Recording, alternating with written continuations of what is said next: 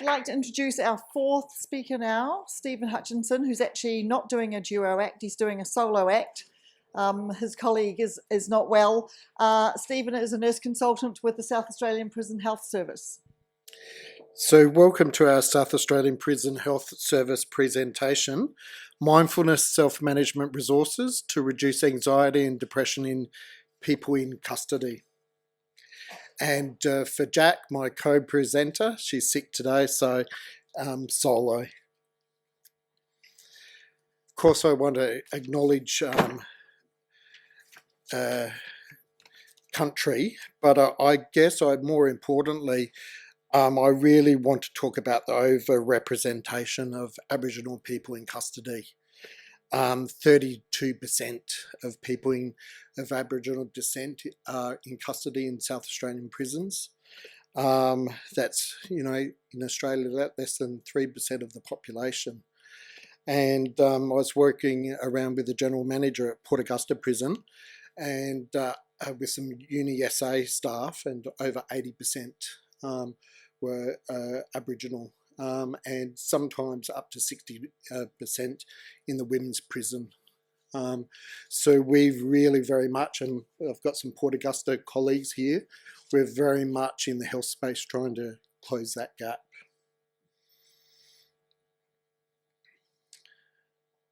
So South Australian Prison Service, known as SAFS, is a Central Adelaide Local Health Network statewide service that operates the health services across 6 sites.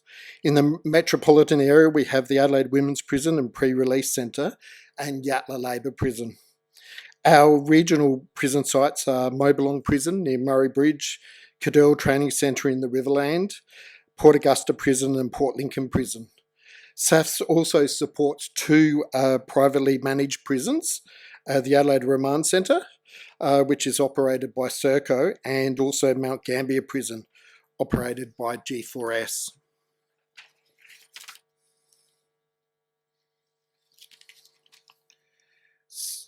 So mental health is a leading condition in our prison population, with anxiety and depression a significant concern amongst people in custody. In the prison setting, there's inadequate access to mental health supports for people in custody, and prisoners don't have access to resources such as Beyond Blue, Black Dog Institute, Headspace, or any mindfulness programs. And we don't have access to Medicare's mental health treatment plans for GPs, mental health nurses, and psychology reviews. So untreated mental illness not only affects psychological well-being, but also contributes to poorer physical health outcomes, such as sleep disturbance, chronic disease, and substance misuse, which is further compounded with health inequalities in this population.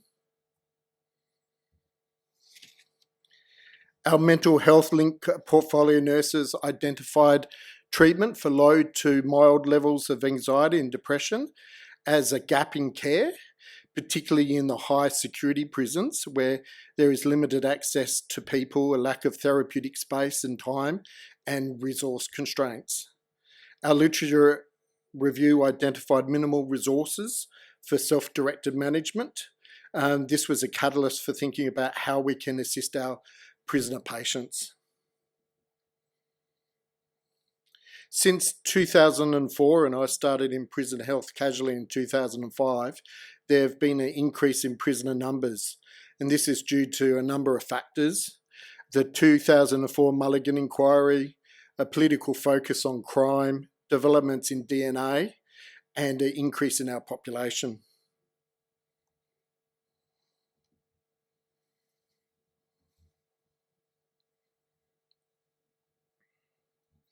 The aim of the research project was to evaluate the effectiveness of providing self-management workbooks with some brief education to prisoners who self-report symptoms of anxiety and depression.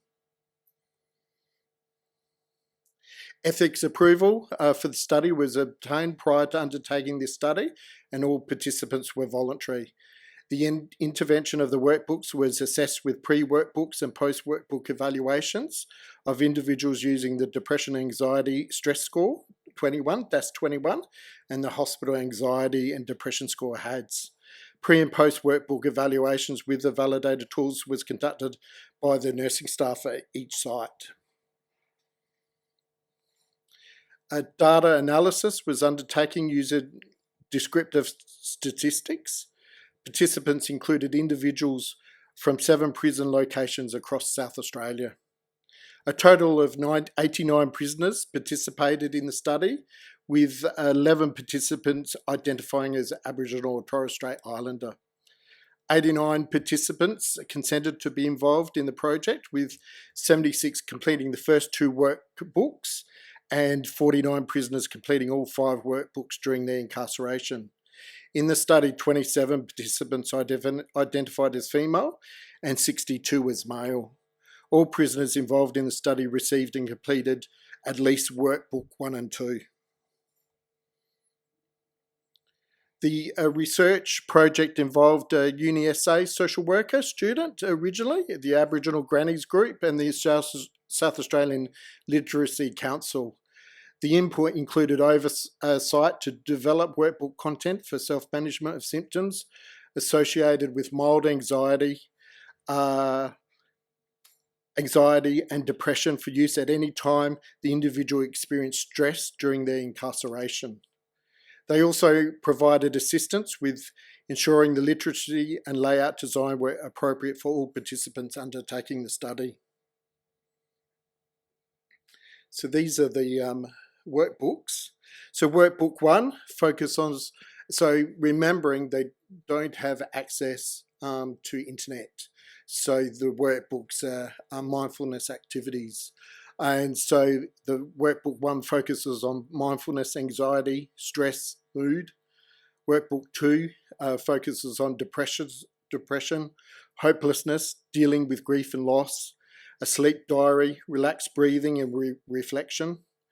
Workbook 3 involved drugs in prison, addiction, tolerance, dependence and withdrawal, coping with cravings, urges and reflection. Workbook 4 was emotional regulation, communication, dealing with anger and aggression, conflict resolution and reflection. Workbook 5 is something that I need to do, is exercise and healthy eating, resilience, goal planning and setting, and reflection. This research marked a significant milestone as SAF's first independently led study, demonstrating strong ethical safeguards within a comprehensive distress protocol in place throughout the project. Importantly, no participant required the protocol and no emotional distress was recorded. This indicated as an effective intervention design, and the study did not account for concurrent stresses that participants may have experienced during the research period, including court proceedings, relationship breakdowns, financial difficulties or prison transfers and cell relocations. These uncontrolled variables may have influenced participant engagement with workbooks and evaluation responses, suggesting that future research should incorporate life's events screening to better understand factors affecting intervention outcomes in custodial settings. The tables indicate that the tools utilised decrease the baseline levels of anxiety and depression when engaging in self-directed symptoms and care management using the SAF's wellbeing workbooks. The study found the use of the self-guided workbooks improved the overall post-wellbeing scores amongst the prison population. The results of the study showed that no prisoner experiences the same level of anxiety or depression prior to the provision of the intervention workbooks, and that regardless of whether the individual undertook 2 workbooks or all 5, there was a downward trend in all symptoms of anxiety, depression and stress. Research of this nature has not been undertaken within the South Australian prison health environment before, and the research demonstrated an improved outcome of all prisoners experiencing low mild anxiety and depression.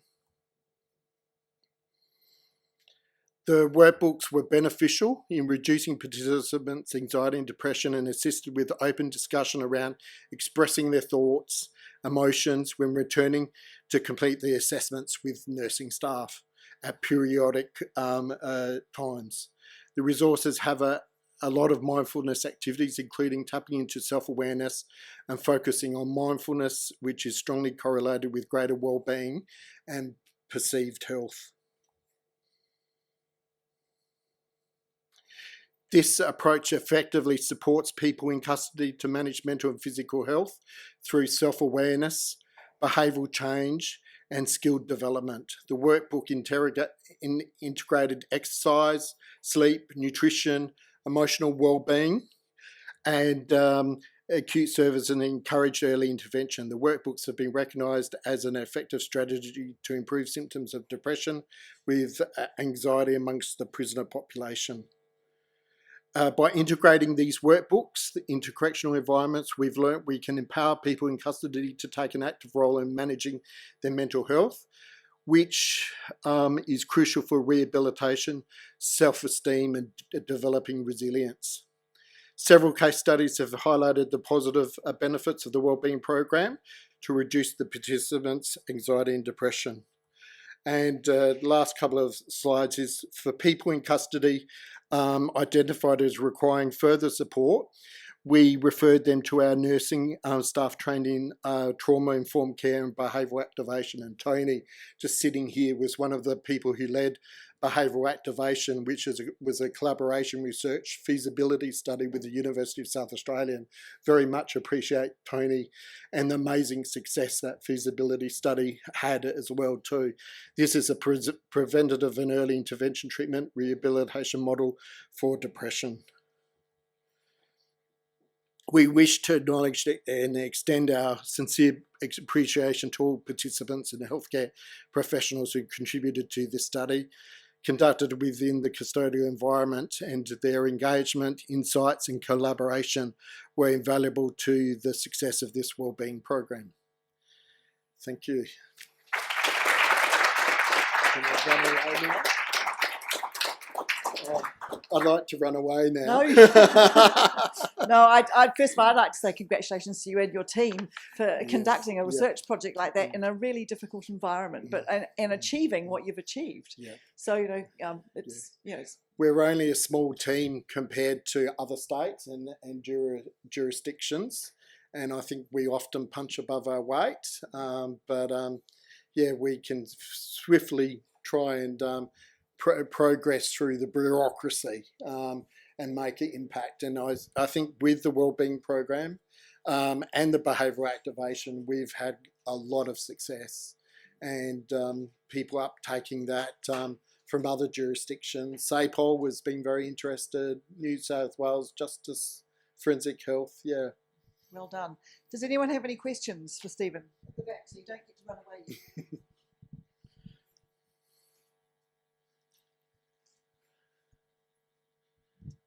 Hi, I've just got one question about literacy. Did you find any challenges or any barriers in regards to the literacy skills of prisoners in providing them with the workbooks?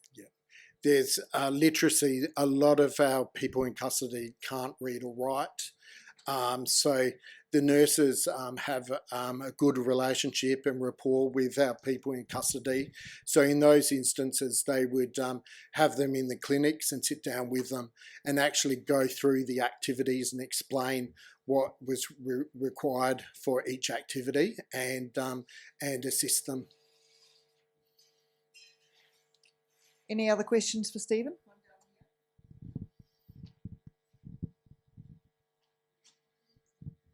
Really great piece of work. I was just wondering where the workbooks came from. Was that something you guys developed internally? So we looked worldwide with the literature review, and there was not much out there except the United Kingdom, which I had a privilege of touring 15 prisons over there in 2023. and they had a very small anxiety workbook, and we actually based it on that, and obviously expanded it. So thank you to the UK for initiating this, and so yeah, that's where it came from. I've got a few last ones, so I'm just wondering that in terms of how the workbooks were used, and then you might cover this, were they done in groups or was it all self-directed? So it was initial consultation with our nursing staff. The nursing staff would sit down in the nurses' clinic with them and go through some of the activities and explain the workbook. We'd also do an assessment to make sure that there was no acute self-harm or suicide first, and then we would stop and refer them to our acute care. But it's sitting down and then getting them back at intervals and seeing how they're going, whether they needed further help. But it was self-directed in the divisions and in their cells, and I think that also contributed to others seeing what their cellmate was doing and helping each other. Thank you. I'm going to have to, I know we've got a couple more questions, but can you catch up with Stephen afterwards? Thank you.